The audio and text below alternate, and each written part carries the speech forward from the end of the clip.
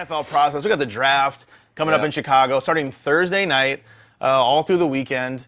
It's a huge deal. It's like a holiday weekend. I mean, it's always huge when the draft comes on. Now, first time in Chicago, doing a lot of decorations over in Chicago. Not going to be in New York City right now, so it's going to be big. Jameis Winston, Marcus Mariota, of course, the top two draft. They're not even going to be there.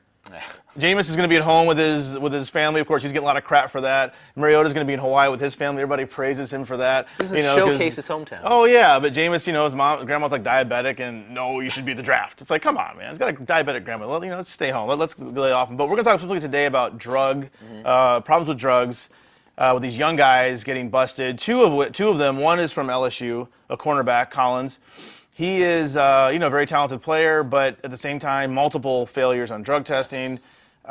Kind of undisclosed. I'm not really sure exactly what it is. Could be, could be marijuana or drugs. Could be. I don't think it's performance-enhancing drugs, but I mean, it's busted basically. Yeah. And does this hurt his draft stock? How is this going to affect his draft stock? Given the fact that he's failed it multiple times, I would have to imagine that it's going to hurt him severely. If this was like maybe a first-time offense, you could look past it.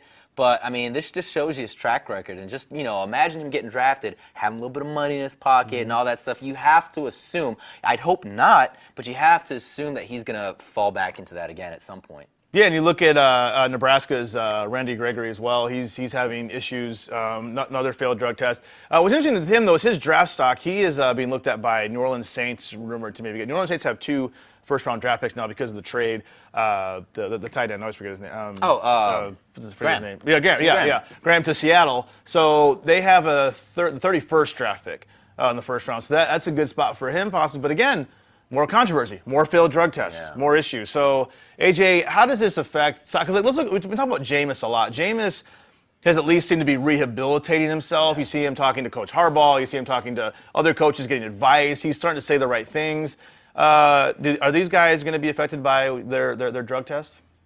Well, the thing is, with these drug tests, they automatically start in the NFL Stage 1 substance abuse program. So that's going to be a kind of hurdle and process they need to go through. But then also it's the question of, you knew that this test was coming. Why didn't you just stay clean around it? So it's also kind of a common sense, can they follow instructions or at least do the right thing for themselves? It'll translate into, can they do the right thing for their team?